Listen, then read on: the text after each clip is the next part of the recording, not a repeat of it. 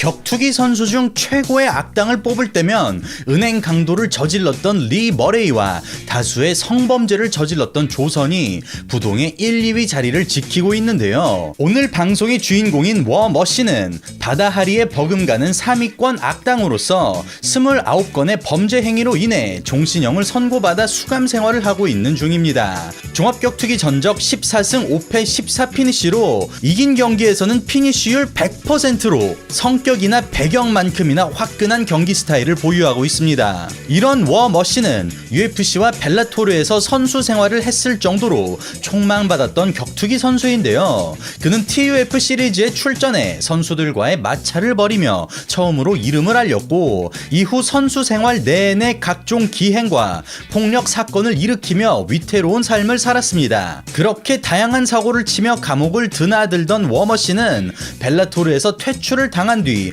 포르노 배우로 전향하게 되었고, 마찬가지로 포르노 배우인 크리스틴 맥킨데이와 공개 연애를 시작하며 미국 내 스타 커플로 주목을 받아 큰 인기를 얻기도 했는데요. 그러나 워머신의 폭력적인 성향은 줄어들지 않아 늘 데이트 폭력을 휘두르는 것이 다반사였고, 결국 자신의 연인의 목숨이 위험해질 정도로 폭행을 저지른 뒤 종신형을 선고받게 되었습니다. 이렇게 인생 내내 폭력 사건이 뒤따르던 워머신, 그는 어린 시절 아버지의 갑작스런 죽음을 목격한 뒤 심폐소생술을 시도했으나 안타깝게도 아버지를 살리지 못해 정신적으로 엄청난 충격을 받게 되었고, 새 아버지와의 마찰 때문에 불안정한 청소년기를 보낸 그는 스테로이드와 항우울제 등 지속적인 약물 복용으로 인해 폭력성이 더욱 짙어졌는데요.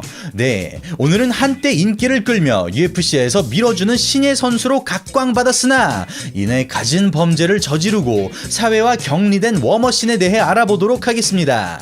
안녕하세요. 대한민국을 대표하는 격투기 및 무술 분석 전문 채널 차도르입니다. 오늘 영상 다 보신 후 재밌으셨다면 좋아요와 구독하기 잊지 말아주세요.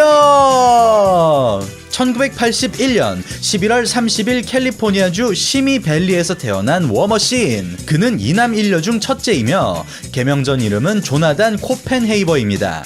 독일계 미국인인 그의 아버지는 경찰관이었고 어머니는 간호사였으나 이를 그만두고 가정주부가 되었는데요. 이때부터 워머신의 삶에 나쁜 일들이 생기기 시작했으니 바로 어머니의 약물 중독이었습니다. 약물 중독에 걸린 어머니는 당연히 가정을 돌볼 수 있는 상태가 아니었고, 이로 인해 부모님은 이혼까지 하게 되어 워머신은 아버지와 나머지 동생들은 어머니와 찢어져 살게 되었죠. 그렇게 워머신은 어린 나이부터 두 집을 오가며 동생들을 돌보고는 했는데요. 워머신이 13살이던 어느 날 돌연 그의 아버지가 집에서 심장마비를 일으키고 말았습니다. 당시 곁에 있던 워머신은 황급히 심폐소생술을 시도했으나 아버지를 되살릴 수는 없었고, 마침 같이 있던 9살 남동생과 워머신은 그렇게 아버지의 죽음을 직접적으로 지켜보며 정신적으로 엄청난 충격을 받게 되었습니다. 안타깝게 아버지를 잃은 워머신, 그에게 아버지란 모든 것이라고 할 수 있을 정도로 큰 존재였습니다. 이로 인해 감정적으로 불안해진 그는 양부와 어머니가 있는 가정에서 살게 되었음에도 양부와의 사이가 매우 좋지 않아 긴장감 속에서 학창시절을 보내게 되었고, 두 사람의 나쁜 관계는 워머신이 대학에 들어간 후에도 지속되었습니다. 사우스 캐롤라이나 찰스턴에 있는 시타델 대학에서 생물학을 전공하던 워머신, 그는 대학교 3학년 때 등록금 문제로 양부와 큰 갈등을 빚게 되었고, 이내 양부에게 폭력까지 휘두르게 되며 결국 2003년에 대학교를 자퇴하고 마는데요. 그 후 워머신이 새롭게 선택한 것은 바로 종합격투기였습니다. 그는 이듬해인 2004년 종합격투기 프로 선수로 데뷔하여 3년 동안 5경기를 가졌고 4승 1패를 하는 동안 4번의 승리를 모두 1라운드 피니쉬로 장식했죠. 그리고 그는 2007년에 방송되었던 TUF 시즌 6 맷 휴즈와 맷 세라가 격돌했던 시즌에 참가했습니다. 원래는 TUF 멤버가 아니었으나 참가자 중 한 명의 부상으로 인해 대체 출전하게 된 것이죠. 그러나 그는 첫 경기에서 톰 스피어 선수의 선수에게 판정 패배해버렸고 이렇게 UFC로 가는 길이 막히는 듯 보였습니다. 대신 그는 합숙 기간 중 선수들과의 잦은 다툼으로 말썽을 일으키며 악동 캐릭터를 굳혔고 범상치 않은 외모와 언변이 더해져 큰 관심을 받은 덕분에 다시 한번 기회를 얻게 되었죠. 그는 TUF 피날레 대회에 출전해 합숙 기간 내내 마찰을 빚었던 제라드 롤린스와 결전을 벌였습니다. 두 사람은 그간의 갈등만큼이나 신경질적인 경기를 펼쳤죠. 그라운드 상황에서조차 한 대라도 더 때리기 위해 최선을 다했고 오로지 KO를 노리며 화끈하게 맞부딪혔는데요. 엎치락 뒤치락하는 양상이 반복되며 치열한 경기를 벌이던 두 선수. 시간이 지날수록 롤린스가 컨트롤하는 시간이 길어지며 승기를 잡아가는 듯 보였습니다. 지칠 대로 지친 상황에서 롤린스가 반칙을 저질렀으나 경기는 지속되었고 그대로 마무리되나 싶었지만 워머신이 기습적으로 스윕에 성공. 시간을 주지 않고 파운딩을 퍼부은 끝에 역전 승리를 만들어냈습니다. 모든 관객들이 기립박수를 보낼 정도로의 명경기를 보여준 워머신. 그는 너크아웃 오브 더 나이트와 파이트 오브 더 나이트를 수상하며 보너스로 25,000달러까지 따냈습니다. 그렇게 성공적으로 UFC 데뷔전을 치른 워머신은 기대감을 안고 다시 케이지에 올랐고 당시 9승 2패 전적으로 UFC에 막 입성했던 요시다 요시유키 선수를 상대하게 되었습니다. 그러나 좋은 분위기를 이어나가지는 못했습니다. 그는 유도 검은띠인 요시다에게 경기 초반 허리 후리기를 당하며 그라운드로 끌려갔고 곧바로 아나콘다 초크에 잡히며 기절을 하고 말았죠. 그런데 이 경기 이후 워머신은 UFC 2경기 만에 퇴출을 당하게 됩니다. 그 이유는 성적 때문이 아니라 UFC 측에서 제안한 경기를 거절한 일과 자신의 SNS에 남긴 하나의 글 때문이었는데요. UFC 3대 미들급 챔피언이었던 에반 터너 선수가 안타깝게도 2008년 사막에서 조난을 당해 사망을 한 사고가 있었는데 이를 두고 워머신은 에반 터너가 자신의 삶을 비관한 뒤 사막으로 가 자살을 한 것이라고 글을 올린 것이죠. 에반 터너의 부검 결과 자살이 아니라고 판정되었음에도 그는 게시글을 내리지 않았고 고인을 모독했다는 큰 비난을 받으며 구설수에 올랐습니다. 결국 이러한 논란으로 인해 UFC에서 방출된 그는 곧바로 벨라토르에 영입되었으나 이번에는 버락 오바마 대통령을 폄하하는 게시물을 올린 것이 문제가 되어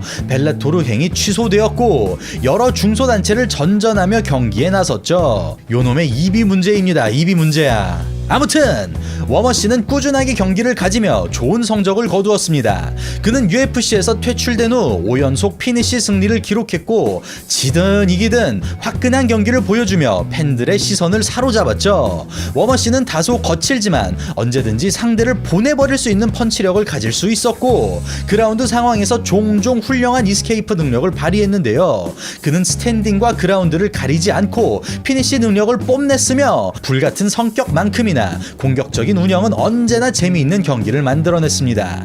준수한 타격과 레슬링, 주짓수 능력이 MMA적으로 잘 버무려진 듯한 느낌은 아니지만 어딘가 선이 굵은 듯한 인상을 뿜어내며 웰터급에서 남다른 파워를 과시하던 워머신.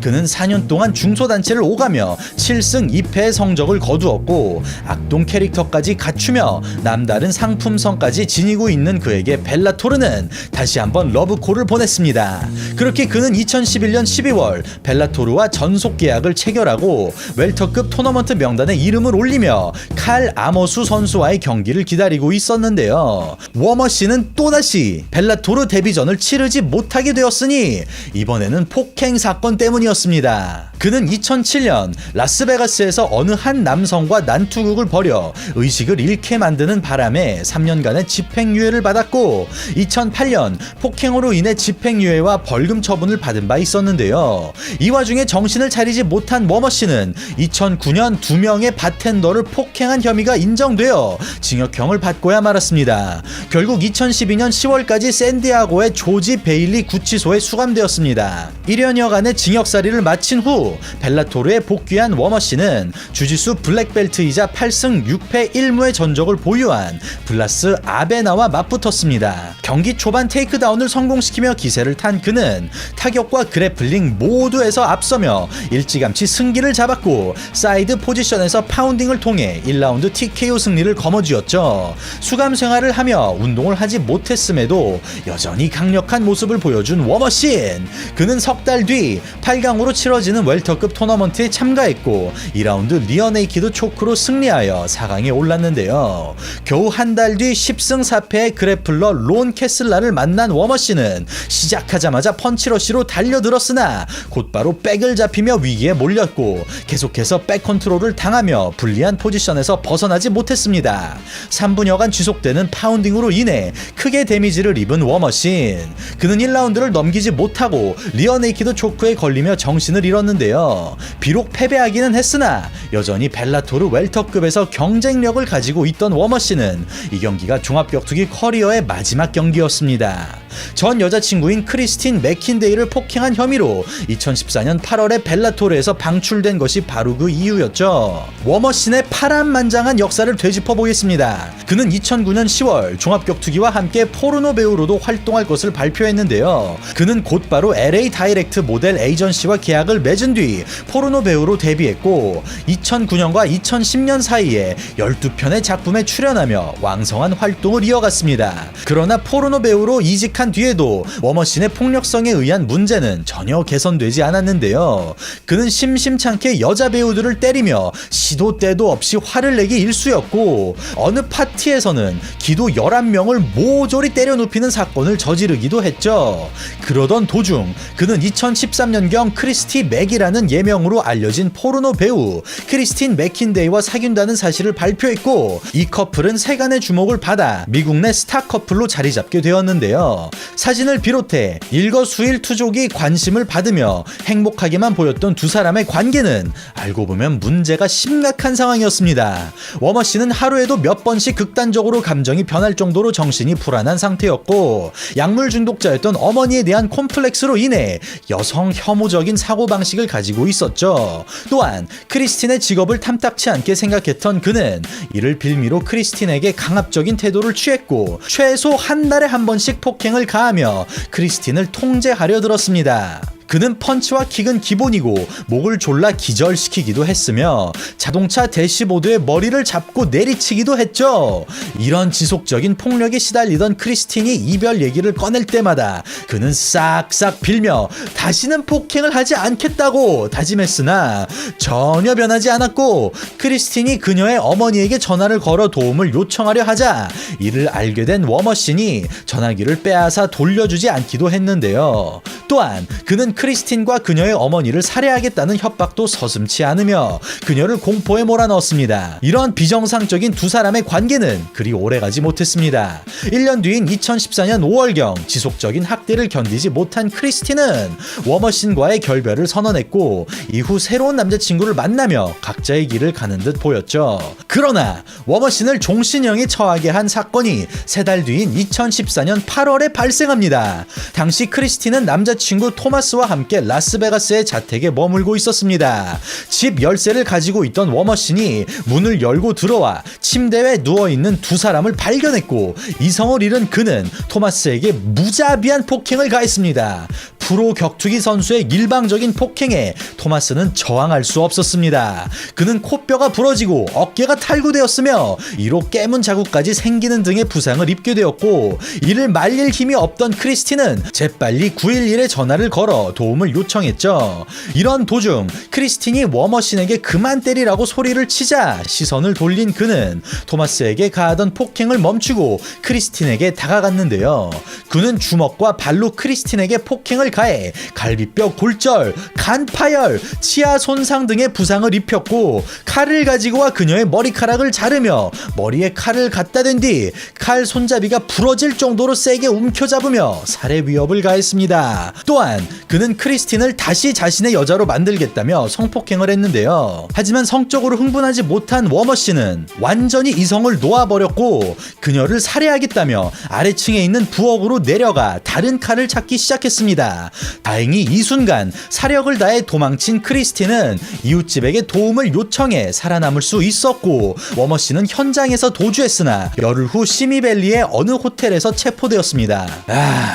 이런 끔찍한 사건을 저지른 워머신에 대한 재판이 진행되는 동안 워머신은 자신에 대해 변론했습니다. 그는 지속적으로 스테로이드와 항우울제를 복용했다고 밝혔고 이로 인해 심각한 감정 기복과 폭력성이 짙어졌으며 어릴 때 아버지의 죽음으로 인한 충격 때문에 정신적인 불안함을 가지고 있다고 말했죠. 또한 그는 재판을 기다리며 자살을 시도했으나 빠른 발견과 응급치료로 인해 자살은 실패로 돌아갔습니다. 한편 무자비한 폭행을 당한 크리스티는 법정에 출두해 워머신이 출소하게 되면 반드시 자신을 살해할 것이 분명하다며 재판부에게 가석방 없는 종신형을 부탁한다고 호소하기도 했는데요. 그녀의 애타는 바람에도 불구하고 선고는 다르게 내려졌습니다. 2017년 6월 5일 워머신은 특수폭행과 납치, 성폭행 등 29건이 유죄로 인정되었으나 판사는 워머신이 괴물이 아니라 인간이라고 생각하며 사회에 해를 끼치는지 아닌지 지켜볼 필요가 있다며 가석방이 가능한 종신형을 선고했고 이로 인해 그는 36년 후 가석방을 받을 수 있는 기회를 부여받게 되었죠. 결국 그렇게 남은 인생을 감옥에서 보내게 된 워머신. 그는 수감 생활 중 펜팔을 주고받았던 애슐리 패링턴이라는 여성과 새롭게 인연을 맺게 되었고 2019년 8월 법적으로 부부가 되었다고 합니다.